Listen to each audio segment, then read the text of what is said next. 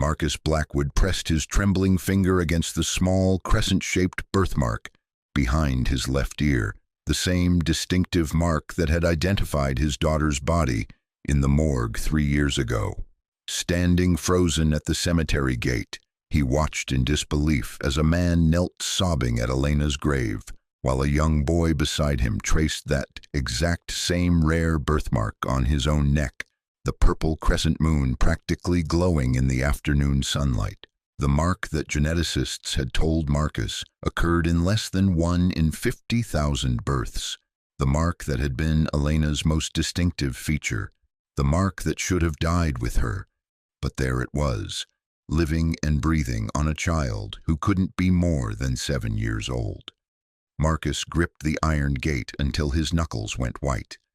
3 years of grief had taught him that impossible coincidences didn't exist, only truths too painful to accept.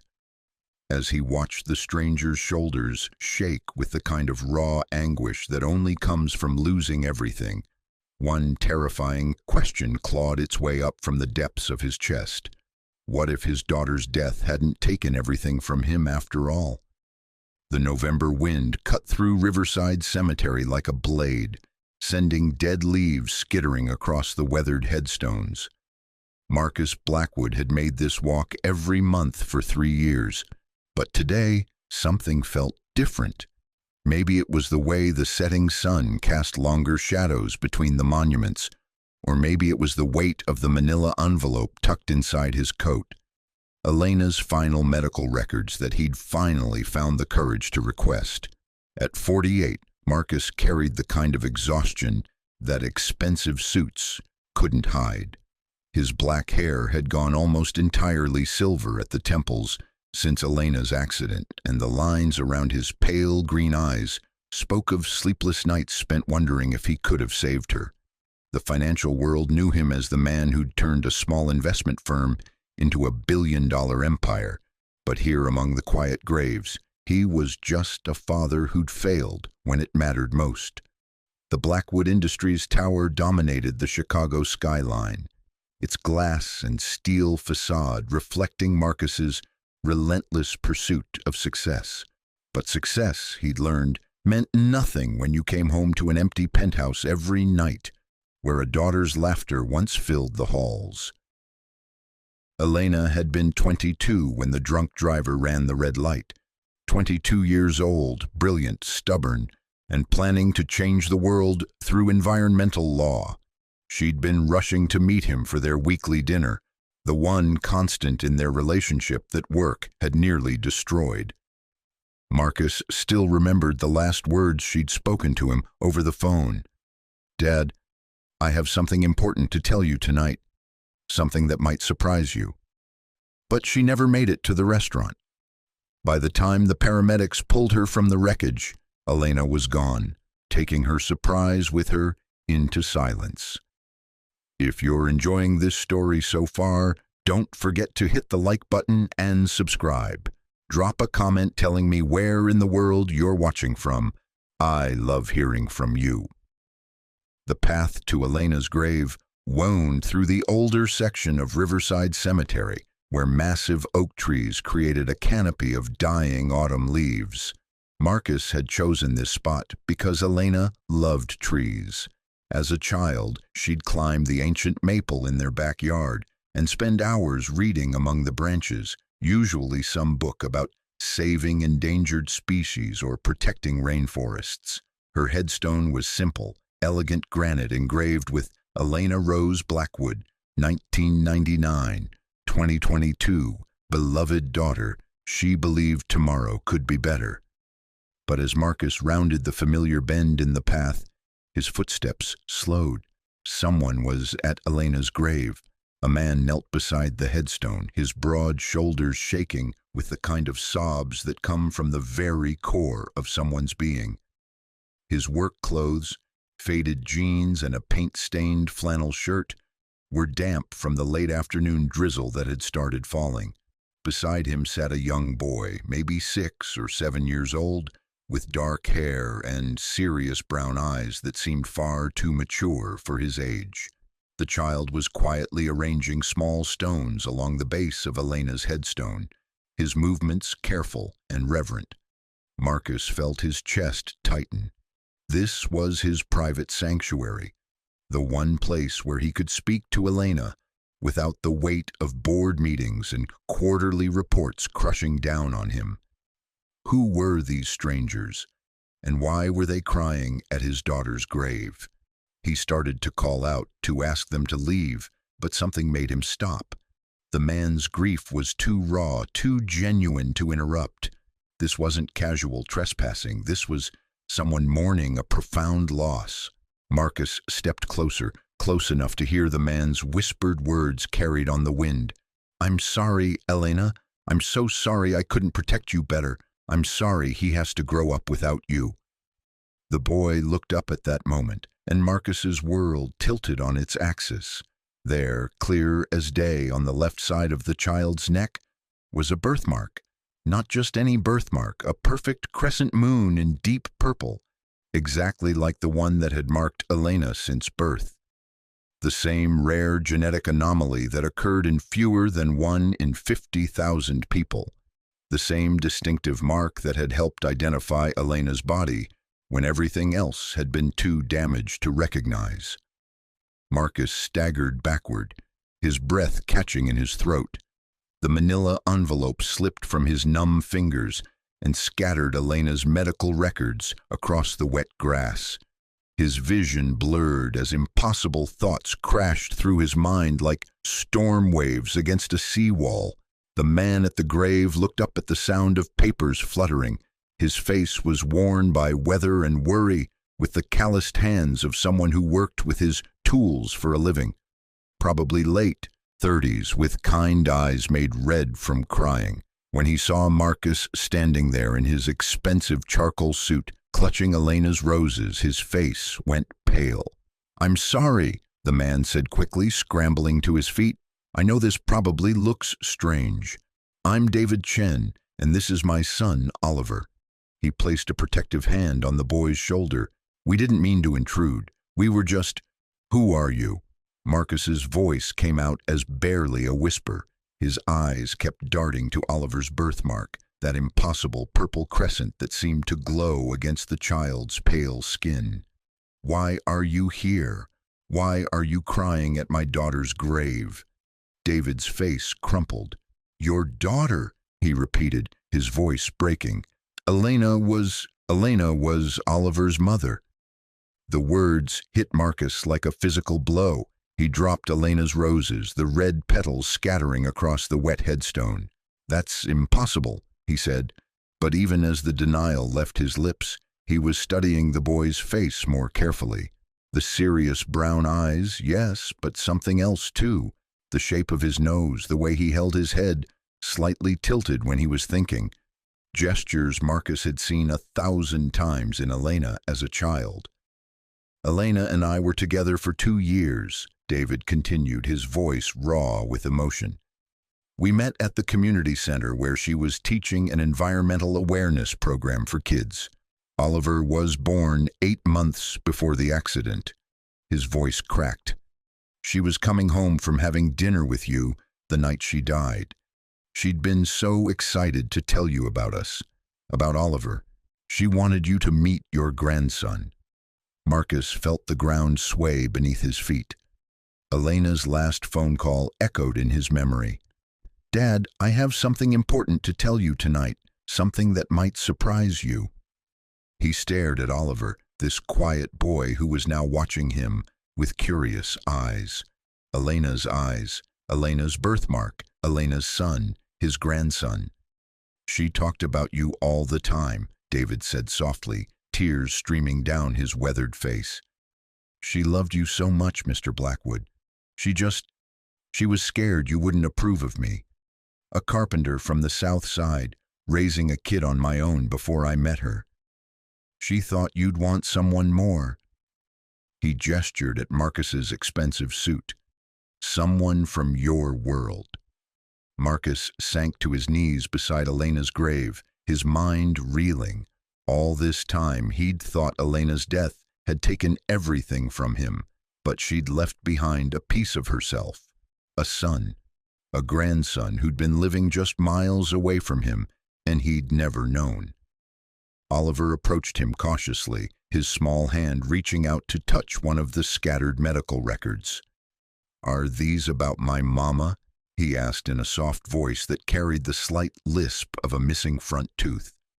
Marcus looked at the paper in the boy's hand, Elena's birth certificate with the detailed notation about her rare crescent-shaped birthmark. His eyes moved to Oliver's neck, to that exact same mark that had somehow passed from mother to son like a genetic signature. "Yes," Marcus whispered, his voice breaking, "these are about your mama." He looked up at David, whose face was a mixture of grief and uncertainty. "I didn't know. All this time I never knew she had a son. I never knew I had a grandson," David finished quietly. "His name is Oliver Elena Chen. Elena wanted him to have her middle name." Oliver Elena. Marcus felt fresh tears burn his eyes as he realized Elena had found a way to give her son a piece of the Blackwood family legacy, even while keeping their existence secret from her father. "She was going to tell you that night," David said, kneeling beside Marcus on the wet grass. "She'd finally worked up the courage. She'd been practicing what to say for weeks, how to explain about us, about Oliver. She was terrified you'd be disappointed in her, but she wanted you to know your grandson before he got any older."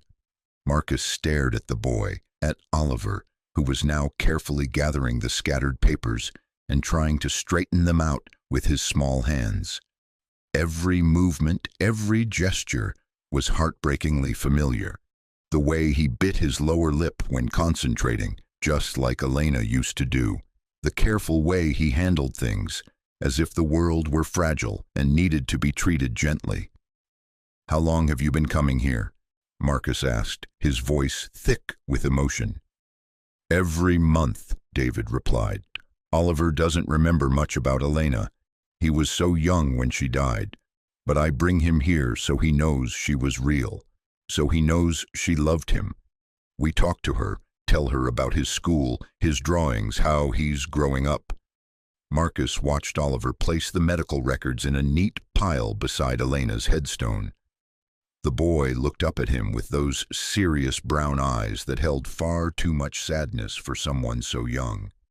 "Did you love my mama too?" Oliver asked with the direct honesty that only children possess. Marcus felt his chest crack open. "More than anything in the world," he whispered. "She was the most important thing in my life." Oliver nodded solemnly.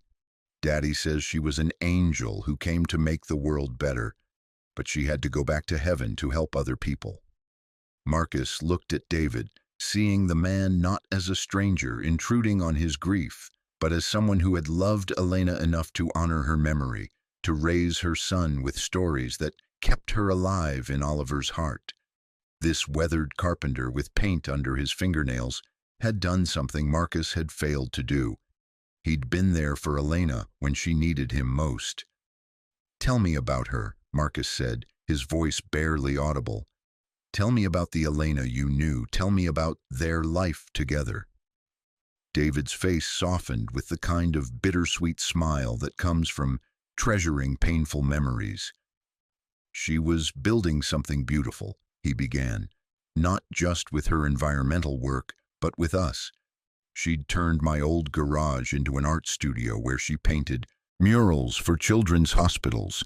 Oliver used to sit on her lap while she worked, and she'd tell him stories about brave trees that saved forests and little fish that cleaned entire oceans." Marcus closed his eyes, picturing Elena in this life he'd never known about. "She always wanted to save everything," he murmured. "She saved me," David said simply. "Oliver and we were just surviving after his mom, my first wife, died when he was 2. Elena came into our lives like sunshine through storm clouds. She didn't just love Oliver, she loved me, through my grief. She helped me remember how to be a father instead of just going through the motions." The rain began to fall harder, but none of them moved to leave. Marcus was afraid that if he stood up, if he walked away from this moment, it would prove to be just another grief-induced hallucination. But Oliver was real. The birthmark was real. Elena's secret family was real. "What do you do for work?" Marcus asked David, though he suspected he already knew from the man's calloused hands and practical clothes. "Custom carpentry," David replied. "Furniture, cabinets, restoration work. Elena used to say I could make wood remember what it wanted to be." He managed a small smile. She was always saying things like that. Everything had a soul to her. Everything deserved respect. Marcus thought about his penthouse filled with expensive furniture made by craftsmen whose names he'd never known. He thought about the hollow echo of his footsteps on marble floors where a child's laughter should have been. "Where do you live?" Marcus asked quietly. "About 15 minutes from here," David replied. "Small duplex in Riverside. Elena found it for us, said Oliver needed a yard where he could dig in the dirt and plant things." His voice caught. She was teaching him to garden. He still waters the tomato plants she helped him start, even though the season's over. Marcus felt the weight of 3 years of isolation settling on his shoulders. While he'd been drowning in grief and boardroom politics, his grandson had been growing up 15 minutes away, watering tomato plants his mother had taught him to tend. "I want to know him," Marcus said suddenly, the words coming out with desperate urgency. "I want to know Oliver. I want to know about Elena's life with you. I want—" His voice broke. "I want to be part of this family she created." David studied Marcus's face, searching for something. "Elena was scared you'd try to take Oliver away from me if you ever found out. She said you were powerful enough to do it, rich enough to hire lawyers who could prove I wasn't good enough." The accusation hit Marcus like ice water. "Is that what you think I'd do?" "I don't know," David said honestly. "I know you could if you wanted to. I know Oliver deserves to know his grandfather, but I also know he's all I have left of Elena. She made me promise that if anything happened to her, I'd make sure Oliver grew up knowing he was loved, completely, not just conditionally." Marcus looked at Oliver, who was now kneeling beside Elena's headstone, his small hand resting on the engraved letters of her name. The child's quiet acceptance of adult conversations about loss and love spoke to a maturity no 7-year-old should have to carry. "I don't want to take him from you," Marcus said quietly. "I can see how much you love him, how much Elena trusted you with him." He paused, struggling with words he'd never thought he'd have to say. "I just want the chance to love him too, to be the grandfather Elena wanted him to have." David's shoulders relaxed slightly.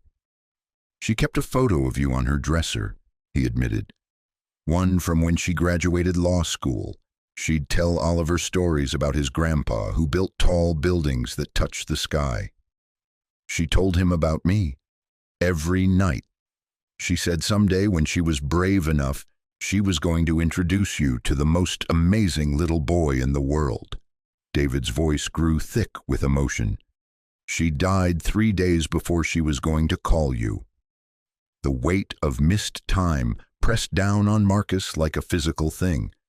3 years of bedtime stories he'd never told, birthday cakes he'd never lit, scraped knees he'd never kissed better. 3 years of a grandson growing up without knowing his grandfather's love. Thunder rumbled overhead, and Oliver looked up at the darkening sky with concern. "Daddy, it's going to rain hard," he said with the matter-of-fact observation children make about the world around them. David stood and held out his hand to Oliver. "We should head home, buddy. You've got school tomorrow, and you promised Mrs. Patterson you'd bring her that picture you drew of the blue jay." Oliver nodded and turned to Marcus, who was still kneeling beside Elena's grave, surrounded by scattered medical records and fallen rose petals. "Will you come visit Mama again?" the boy asked with simple directness. Marcus felt his throat close up. "Yes," he managed, "if that's all right with you." Oliver considered this seriously. "Daddy says Mama would want us to take care of each other. Maybe you could help us take care of her, too." The innocence of it, the pure logic of a child who understood that love didn't die with people, broke something open in Marcus's chest. He reached out tentatively, and Oliver stepped closer, allowing Marcus to touch his small hand. "I'd like that very much," Marcus whispered. As they gathered their things to leave, David hesitated. "Mr. Blackwood," he said quietly, "if you really want to get to know Oliver, maybe you could come by sometime. See where Elena lived with us. See the garden she planted, the room she painted for him." Marcus nodded, not trusting his voice. David pulled out a worn business card from his wallet, Chen Custom Carpentry, and wrote his home address on the back. "Saturday afternoon," David said. "Oliver will be home from soccer practice. Elena always said Saturday afternoons were perfect for new beginnings." As they walked away, Oliver turned back once to wave at Marcus, his small hand disappearing into the growing darkness. Marcus stood there long after their car had pulled away, holding David's business card like a lifeline. The rain was falling harder now, washing Elena's rose petals across the wet grass. Marcus knelt down and carefully gathered her scattered medical records, noticing for the first time a document he'd never seen before. A birth certificate, not Elena's, but another one, dated 3 years and 4 months ago. Oliver Elena Chen, father David Michael Chen, mother Elena Rose Blackwood, his grandson, his family, the piece of Elena he'd thought was lost forever. Marcus pressed the birth certificate to his chest and looked up at Elena's headstone, rain streaming down his face like tears. "I found them," he whispered. "I found your son. I found your family." His voice broke. "I promise I won't let them down the way I let you down. I promise I'll learn how to be the grandfather you wanted Oliver to have." The wind picked up, sending dead leaves dancing around the cemetery in spirals that almost looked like a response. Marcus tucked the birth certificate carefully into his coat pocket, right over his heart, and made his way back toward his car. But for the first time in 3 years, he wasn't leaving the cemetery with empty hands and an emptier heart. He was carrying hope. He was carrying the promise of tomorrow. He was carrying the weight and wonder of discovering that love, somehow, finds a way to survive even death. Saturday afternoon was 5 days away. 5 days to figure out how to be a grandfather. 5 days to learn how to love a child he'd never known existed. 5 days to begin building the relationship Elena had dreamed of but never lived to see. As Marcus drove through the rain toward his empty penthouse, one thought echoed through his mind like a prayer. Elena's story wasn't over. It was just beginning again, written in the careful handwriting of a boy who watered tomato plants his mother had taught him to grow and who carried her rare birthmark, like a promise that some loves are stronger than death. End of part 1. Would you like me to continue with part 2, where Marcus visits David and Oliver's home and begins building a relationship with his grandson?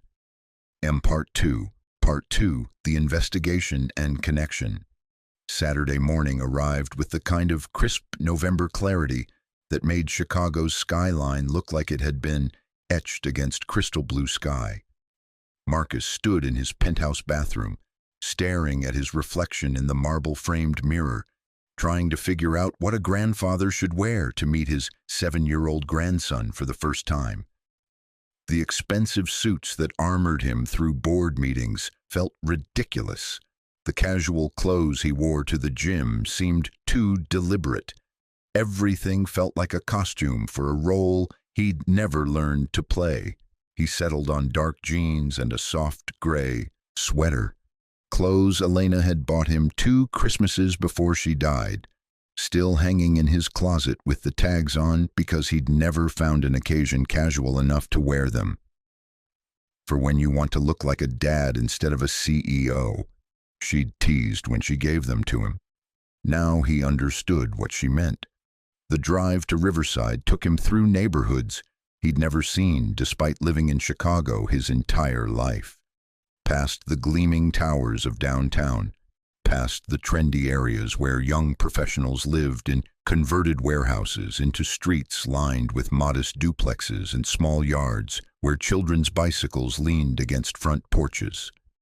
This was where Elena had chosen to build her secret life, far from the marble and glass world where Marcus ruled his empire.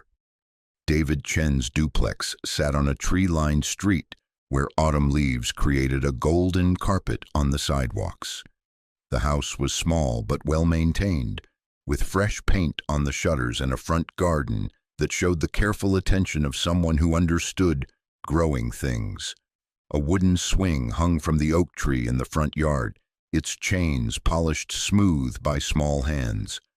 On the front steps sat a pair of child-sized soccer cleats, caked with mud and grass stains, evidence of a life fully lived. Marcus parked across the street and sat for a moment, watching through the living room window as shadows moved inside. A child's laughter drifted out, bright and musical, and Marcus felt his chest tighten. Elena's laugh had sounded exactly like that when she was small. Before he could lose his nerve, Marcus walked up the front path and knocked softly on the door. Footsteps approached, and then David opened it, wearing paint-splattered jeans and a flannel shirt that had seen better decades. His face carried the cautious hope of someone who wanted to believe in good outcomes but had learned not to count on them. "Mr. Blackwood," David said, stepping aside to let Marcus enter. "Thank you for coming." "Marcus, please," he replied, stepping into a living room that felt like stepping into Elena's heart. The walls were painted a warm sage green, and everywhere he looked, he could see his daughter's touch. Hand-painted murals of forest scenes wrapped around the room at a child's eye level. Bookshelves built from reclaimed wood held an eclectic mix of environmental science texts, children's picture books, and what looked like Elena's old art supplies.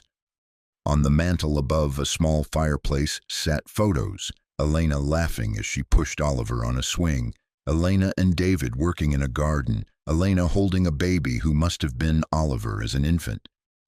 "She lived here?" Marcus said softly, not really a question but a statement of wonder. All this time, while he'd been rattling around his sterile penthouse, Elena had been creating this warm, lived-in sanctuary. "For 2 years, David confirmed. She said it was the first place that ever felt like home to her."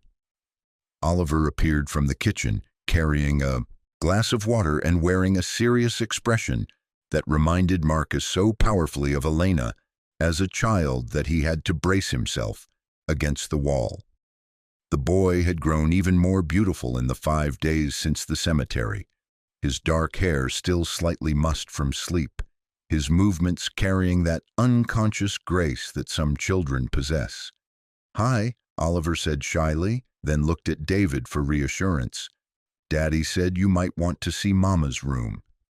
The offer hit Marcus like a gift he wasn't sure he deserved. "I would like that very much if you don't mind showing me." Oliver nodded solemnly and headed toward the hallway. "She made it beautiful," he said with the matter-of-fact pride children take in their parents' accomplishments. Elena's room was small but filled with light from 2 large windows that looked out onto the backyard garden.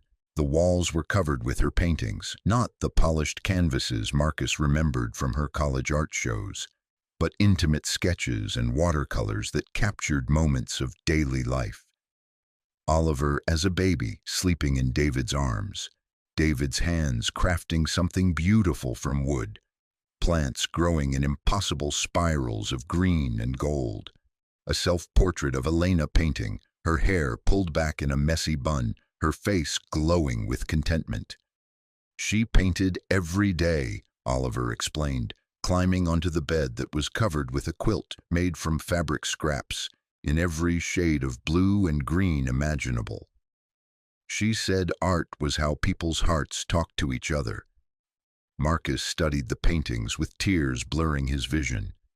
These weren't the grand environmental statements Elena had been working on in law school. These were love letters to an ordinary life, made extraordinary by attention and care. In one corner, he found a series of small canvases that made him catch his breath. Portraits of himself, painted from photographs, but softened somehow, made warmer. Elena had been painting him the way she saw him, not as the distant CEO the world knew, but as the father she remembered loving her when she was small. "She missed you," David said quietly from the doorway. "She talked about calling you every day, but she could never work up the courage. She was afraid." "Afraid I'd disapprove," Marcus finished, his voice heavy with regret. "She was probably right to be afraid. The man I was 3 years ago might not have understood this." He gestured at the cozy room, the handmade quilt, the evidence of a life chosen for love rather than status. "But I wish she'd tried anyway. I wish she'd given me the chance to surprise her." Oliver was studying Marcus with the intense focus children bring to puzzles they're trying to solve. "Daddy, why does Grandpa look sad when he talks about Mama?" David sat on the edge of the bed beside Oliver.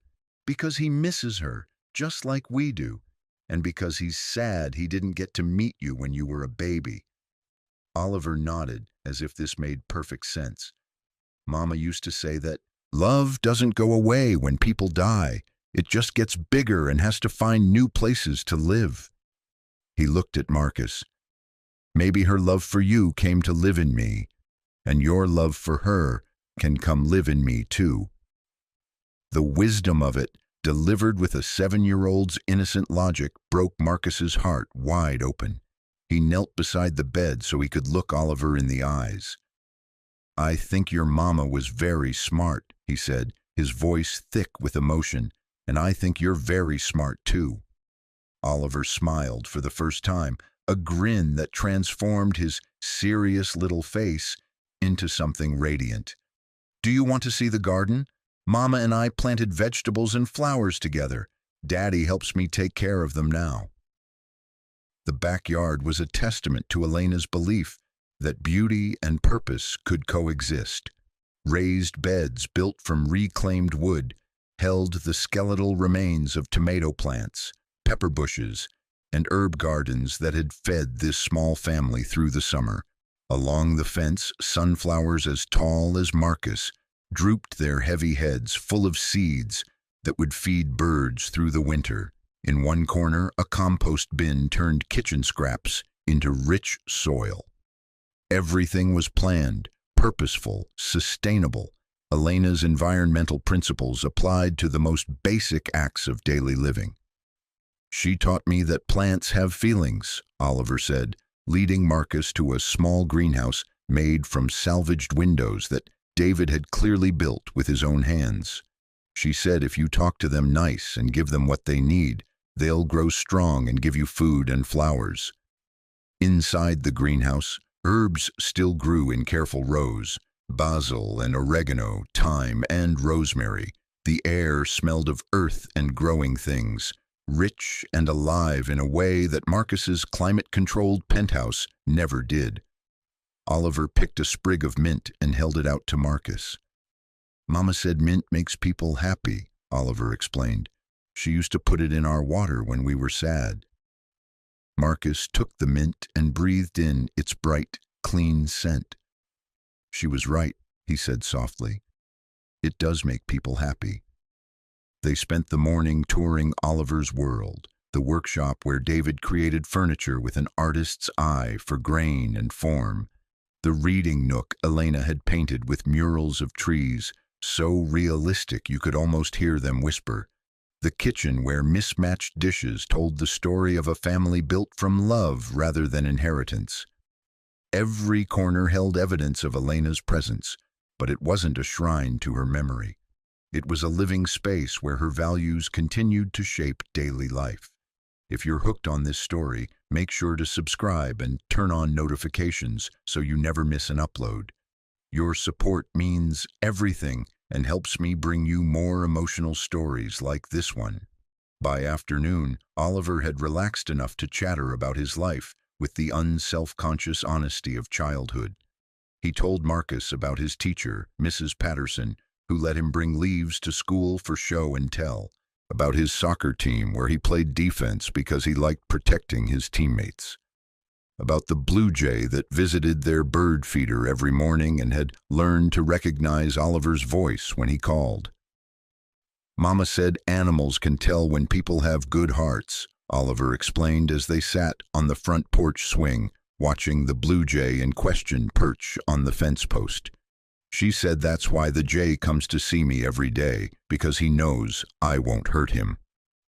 Marcus thought about his sterile penthouse, where the only wildlife was the occasional spider that housekeeping quickly dispatched. "What else did your mama teach you?" Oliver's face grew thoughtful.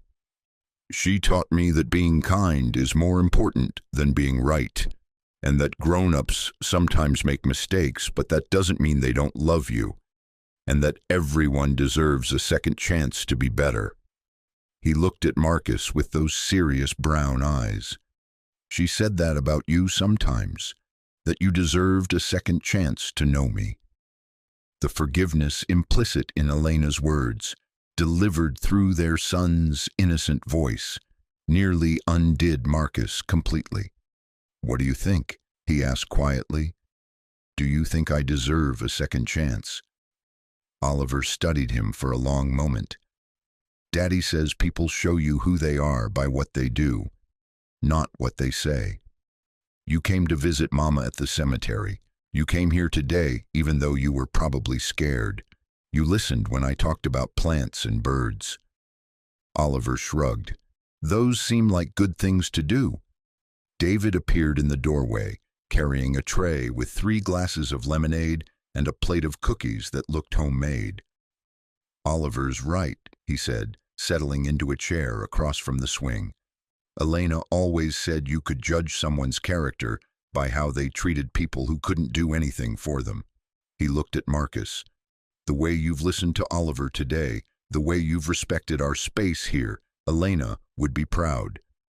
Marcus accepted the lemonade, noting that the glass was slightly chipped and the cookies were obviously made by hand rather than purchased from some expensive bakery. Everything in this house carried the mark of human attention, human love. It was a stark contrast to his world of hired help and perfect surfaces. "Tell me about your work," Marcus said to David. "Elena mentioned in her paintings that you're an artist as much as a craftsman." David's face brightened slightly, though he still carried the cautious reserve of someone who'd learned not to expect much from life. "Custom furniture mostly. People bring me pieces their grandparents made, things that have been broken or damaged, and I restore them. Sometimes I build new pieces using old techniques. No power tools, just hand planes and chisels, the way my grandfather taught me." Marcus thought about the mass-produced furniture in his penthouse. Expensive but soulless. "That sounds like important work." "Elena thought so," David said softly. "She said I was keeping old skills alive, honoring the people who made beautiful things with their hands. She used to sit in the workshop while I worked, painting while I sanded or carved. We'd talk about everything, her environmental law studies, my restoration projects, Oliver's latest discovery in the garden."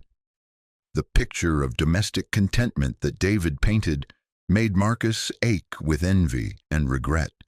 While Elena had been building this life of quiet purpose and shared dreams, he'd been climbing ladders that led nowhere but higher isolation. "What happened after the accident?" Marcus asked gently. "How did you manage with Oliver so young?" David's face grew shadowed. "The first months were hell," he admitted, glancing at Oliver to make sure the boy was distracted by his interaction with the blue jay. "Oliver was barely 4, asking for Mama every day. I was trying to grieve Elena while also being everything Oliver needed. My business almost failed because I couldn't concentrate, couldn't trust anyone else to watch Oliver. He paused, running a hand through his hair.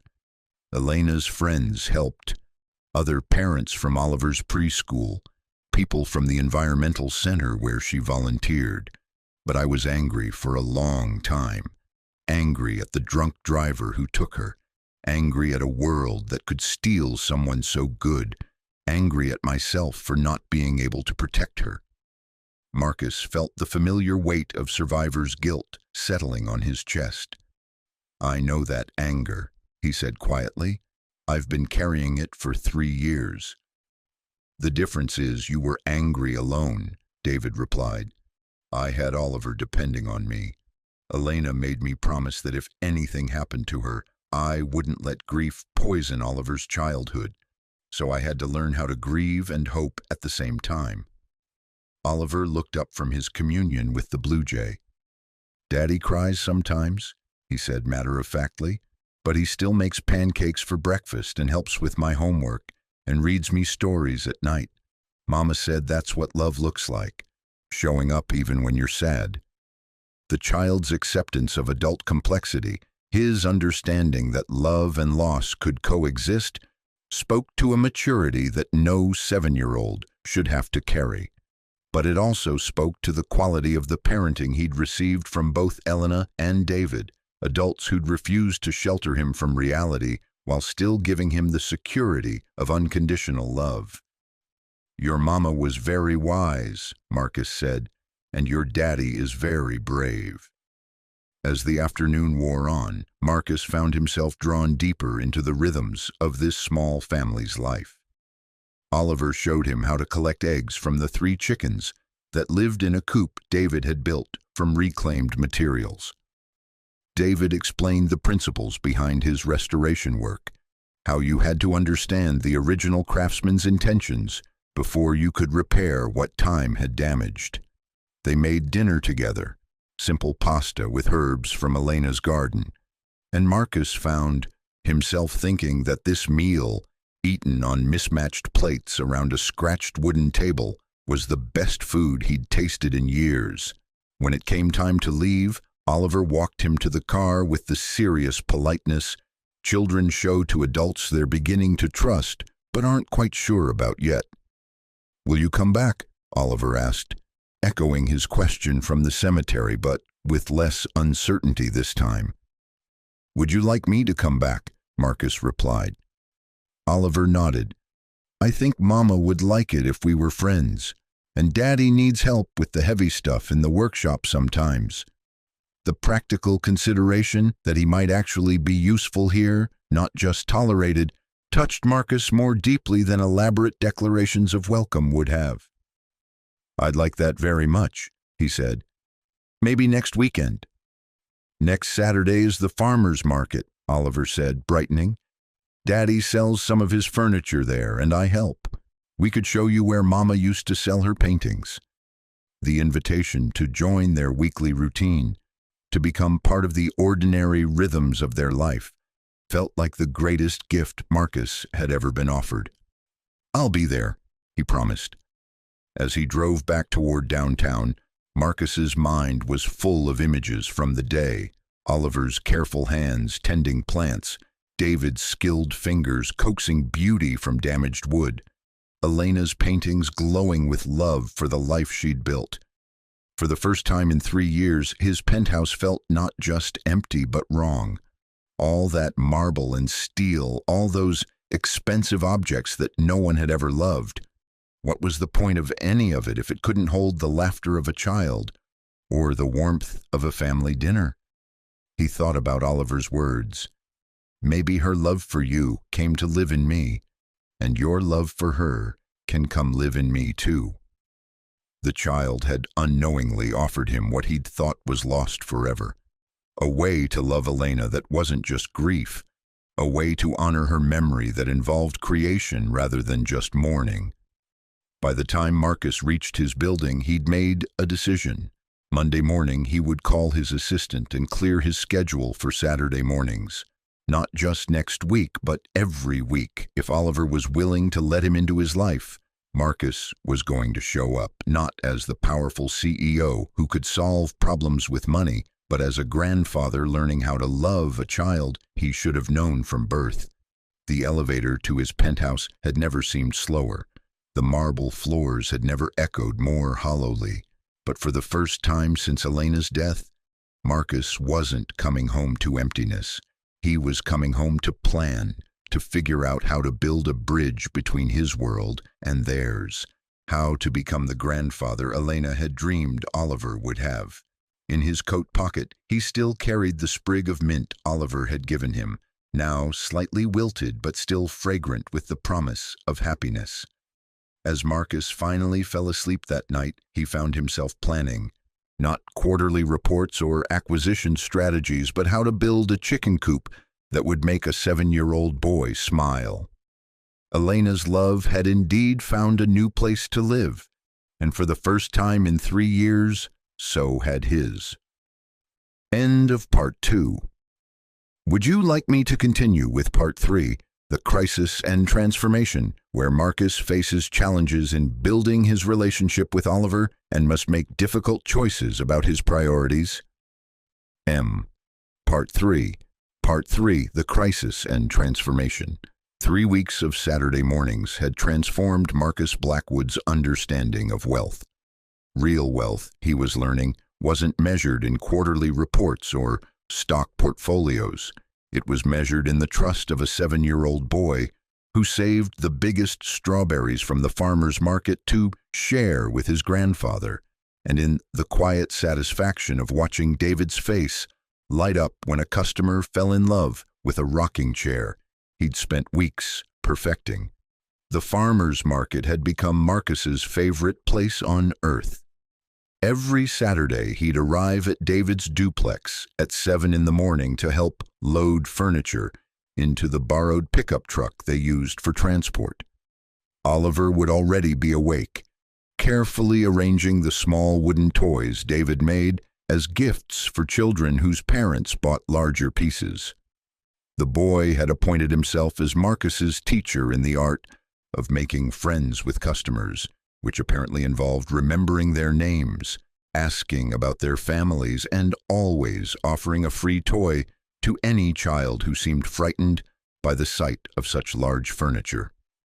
Marcus had learned that Mrs. Chen from the flower stand made the best coffee, that Tom, the organic vegetable farmer, always saved the perfect tomatoes for Elena's family, and that Oliver could charm anyone into buying something by simply explaining how his daddy had made it beautiful with his hands. Watching his grandson's unconscious confidence, his assumption that the world was fundamentally good, and that adults could be trusted to appreciate beautiful things, had begun to heal parts of Marcus's heart he hadn't realized were broken. But success in one area of his life was creating chaos in another. "Marcus, we need to talk." Victoria Sterling, Blackwood Industries' chief operating officer, stood in the doorway of his office Monday morning, her expression carrying the barely controlled frustration of someone who'd been managing a crisis without adequate support. At 42, Victoria had the sharp intelligence and ruthless efficiency that had made her Marcus's most trusted executive. She also had the kind of personal loyalty that made her willing to say things other board members wouldn't dare. "The Meridian deal is falling apart," she said without preamble, settling into the chair across from his desk. "Harrison specifically requested you for the final negotiations. When I told him you weren't available on Saturdays, he asked if Blackwood Industries was no longer serious about expanding into the European markets." Marcus felt the familiar weight of responsibility settling on his shoulders. The Meridian acquisition represented 18 months of careful planning and would position Blackwood Industries as a major player in sustainable development across 3 continents. It was exactly the kind of deal that would have consumed his every waking moment 3 months ago. "Schedule it for next week," Marcus said. "Any day but Saturday." Victoria's eyebrows rose. "Marcus, they're flying in from London specifically to meet this weekend. If we postpone again, they'll assume we're not serious. Davidson Industries has been courting them for months. If we lose this deal, we lose our foothold in European sustainable development for the next 5 years. Marcus stared out his office window at the Chicago skyline, thinking about Oliver's excited chatter about the new bird that had started visiting their feeder. A cardinal, bright red against the gray November sky, that Oliver was convinced was Elena, sending them a message about the approaching winter. How could he explain to Victoria that watching his grandson discover the world felt more important than any business deal? "One Saturday," Victoria pressed. "That's all we need. Harrison's team lands Friday night. We do the negotiations Saturday morning, and you can be back to whatever it is you do on Saturday afternoons by 2 o'clock. The dismissive tone when she mentioned his Saturday plans stung more than Marcus expected. Victoria knew about Oliver's existence. Marcus had quietly updated his emergency contacts and beneficiaries after learning about his grandson, but she clearly didn't understand the significance of the relationship he was building. "I'll think about it," Marcus said finally. Victoria studied his face with the practiced eye of someone who'd worked alongside him for 8 years. "Marcus, what's really going on? Ever since you found out about Elena's son, you've been different, distracted, missing meetings, delegating deals you would have handled personally, leaving early on Fridays." She paused. "The board is starting to ask questions." The threat was subtle but unmistakable. Marcus had built Blackwood Industries from a small investment firm into a billion-dollar empire, but that success had come at the cost of everything else in his life. The board respected his results, but they also expected total dedication. If they began to question his commitment, they had the power to remove him from the company he'd created. "I'm building a relationship with my grandson," Marcus said quietly. "For the first time in my life, I'm trying to put family first." "That's admirable," Victoria replied, and he could hear that she meant it. "But you can't abandon the company that employs 12,000 people because you're playing catch-up grandfather. Find a balance, Marcus, before the board finds one for you." After Victoria left, Marcus sat alone in his office, staring at the family photo on his desk, a new addition he'd placed there after his first Saturday with Oliver. The picture showed David, Oliver, and Marcus building a birdhouse together, all 3 of them covered in sawdust and grinning. Oliver's face was radiant with the joy of creating something with his hands, and for once, Marcus looked genuinely happy rather than just successful. His phone buzzed with a text from David. "Oliver's excited about Saturday. He wants to show you the cardinal's nest he found. Can you make it by 8? Marcus stared at the message, feeling the weight of impossible choices settling on his chest. He thought about Harrison flying in from London, about 18 months of careful negotiations, about the 12,000 employees whose jobs depended on Blackwood Industries' continued growth. Then he thought about Oliver's face when he'd promised to help identify the bird that had been visiting their feeder. His hands shook as he typed back, "I'll be there."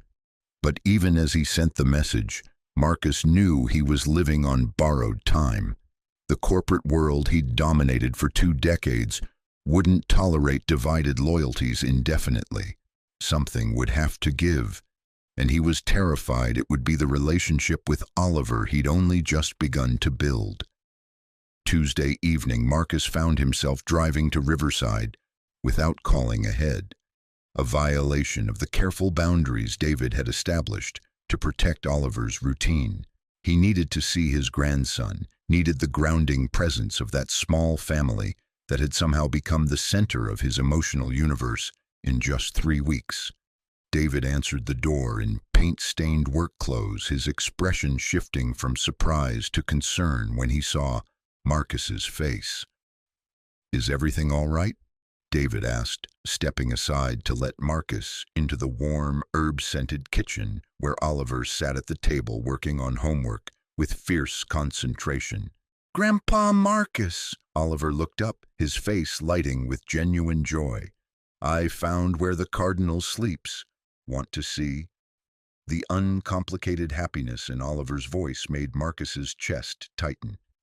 I'd love to see, he managed, his voice rougher than usual. Oliver led them to the back window, pointing to a thick, evergreen shrub near the fence. She's building a nest in there, he explained in a whisper. Daddy says she's getting ready for winter, finding a safe place where the wind can't hurt her. Marcus knelt beside Oliver, watching the flash of red wings through the green branches.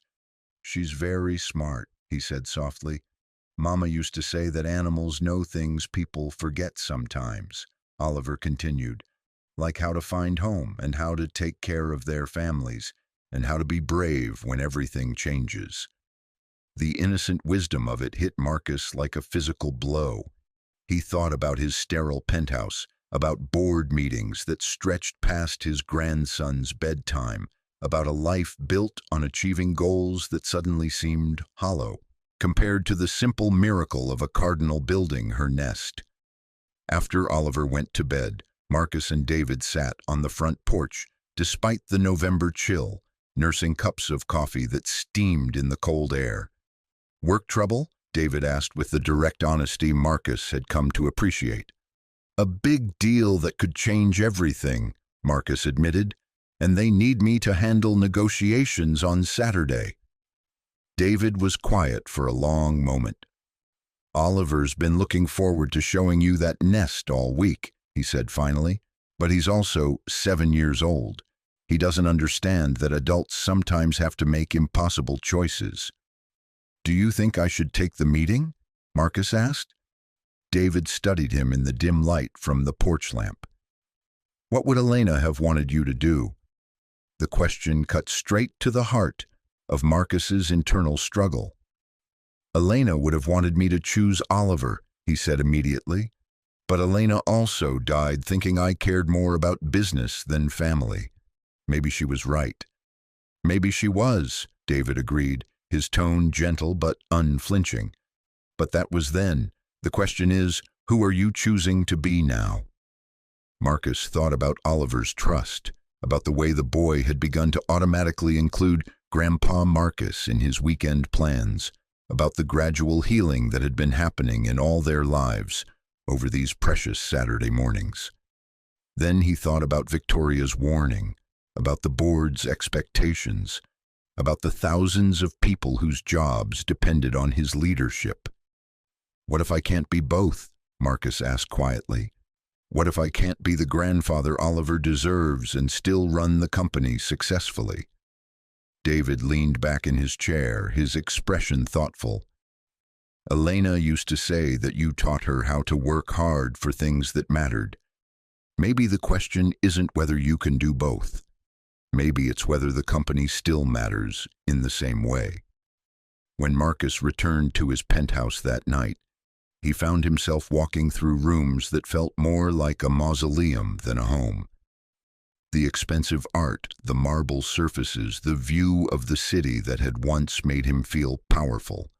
All of it felt meaningless compared to the warmth of sitting on David's front porch, talking about his grandson's latest discovery. He called Victoria and asked her to schedule the Meridian meeting for Saturday morning.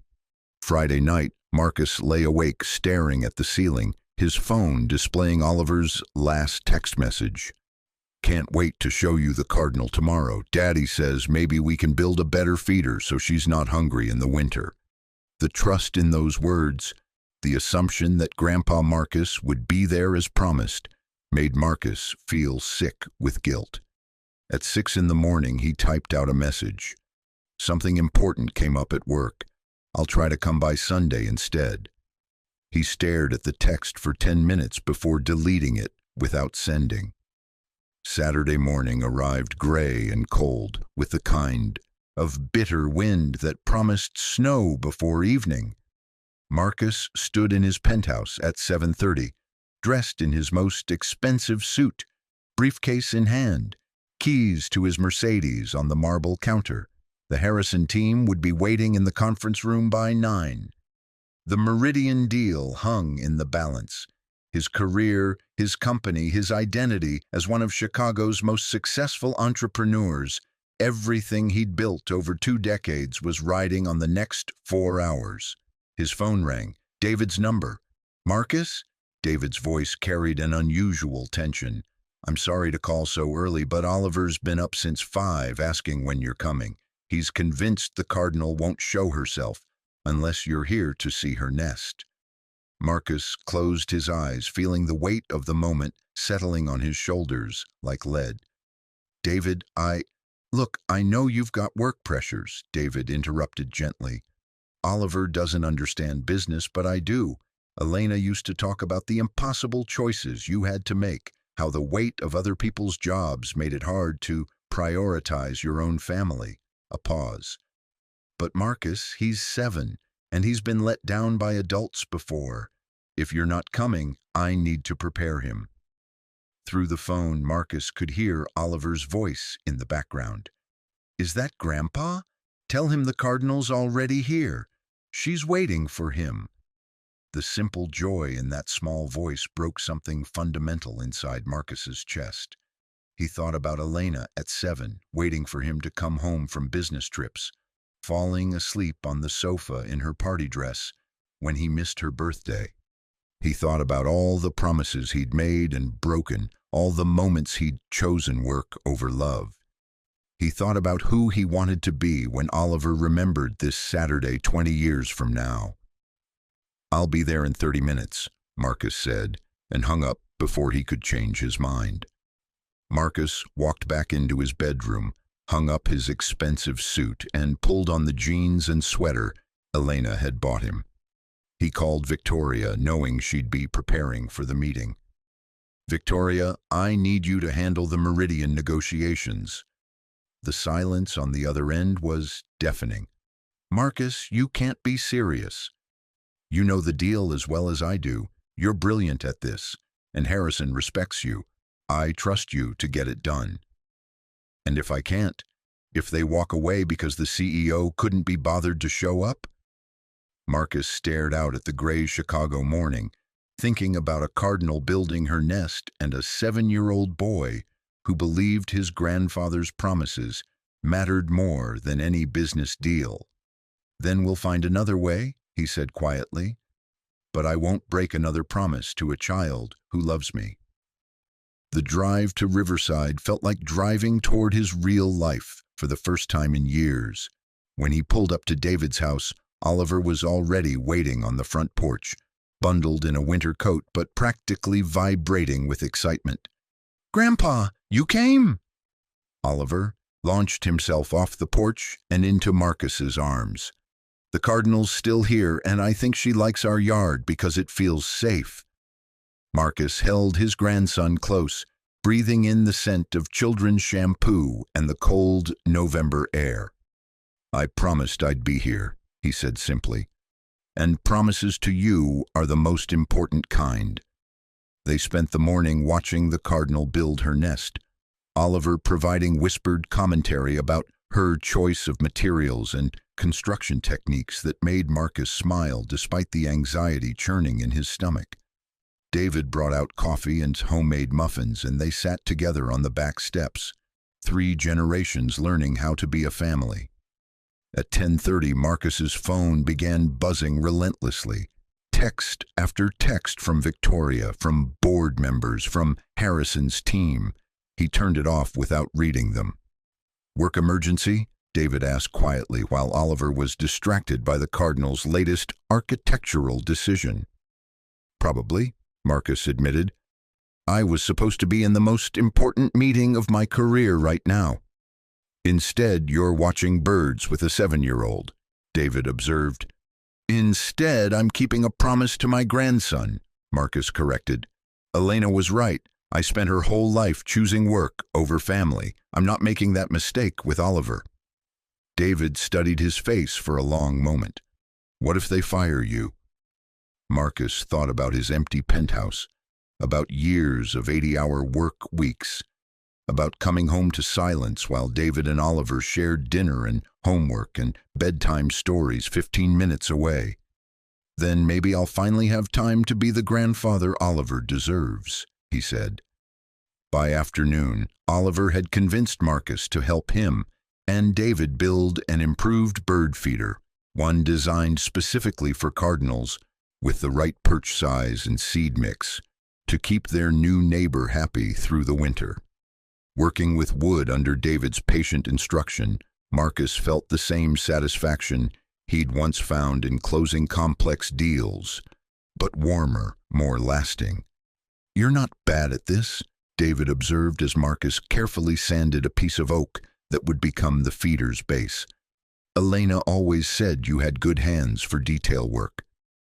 "She said that?" Marcus paused in his sanding. "She remembered watching you build her a dollhouse when she was Oliver's age. Said you spent 3 weeks getting every tiny detail perfect because you wanted it to be exactly what she'd dreamed of." The memory hit Marcus like a physical blow. Elena at 6, drawing elaborate plans for a dollhouse that would be home to an entire community of wooden families.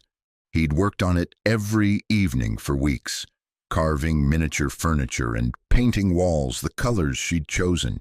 It had been one of the few times in her childhood when he'd chosen her over work, when he'd made her dreams his priority.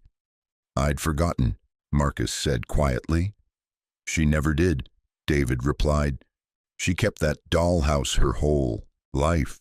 It's in her closet upstairs. She was saving it for Oliver when he got old enough to appreciate it." When they finished the bird feeder, Oliver insisted on a ceremonial installation, complete with a handful of seeds scattered on the ground to welcome their cardinal neighbor. As the sun began to set, the three of them stood in the backyard, watching their red-winged friend investigate the new construction with obvious approval. "She likes it," Oliver announced with satisfaction. "Now she'll be safe and warm all winter." Marcus thought about safety and warmth, about the nest Elena had built in this house with David and Oliver, about the sanctuary they'd created from love and attention rather than money and status. For the first time in his adult life, he understood what home actually meant. His phone, which he'd finally turned back on, showed 43 missed calls and over 100 text messages. The Meridian deal had collapsed when Harrison's team walked out of the meeting after waiting 2 hours for Marcus to appear. The board had called an emergency session for Monday morning to discuss his future with the company. Victoria's final message was simple: "I hope whatever you chose was worth it." Marcus looked at Oliver, who was making soft, chirping sounds to encourage the cardinal to try the new feeder. He watched David's face glow with quiet pride as their bird accepted the gift they'd built together. He felt the deep satisfaction of promises kept, of presents chosen over profit, of love finally prioritized over success. "It was," he said quietly, and for the first time in 3 years, he felt completely certain about a decision he'd made. Thank you so much for watching until the end. If you loved this story, check out the other videos on your screen now. I think you'll really enjoy them. And don't forget to subscribe if you haven't already. See you in the next story. Monday morning would bring consequences Marcus couldn't yet imagine. The board would demand explanations he wasn't sure he could give. His career might be over, his empire might crumble, his identity as Chicago's most successful entrepreneur might disappear forever. But Saturday evening, sitting on David's front porch while Oliver drew pictures of their cardinal by lamplight, Marcus felt richer than he'd ever felt in his life. He'd learned what Elena had tried to teach him before she died, that some things matter more than success, that love requires presence, and that the most important legacy isn't measured in dollars or deals.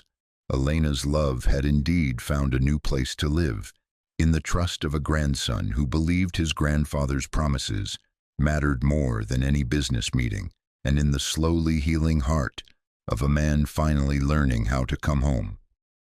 The cardinal built her nest. The winter would be hard, but she would be safe and warm and fed. And for the first time in his life, so would Marcus Blackwood.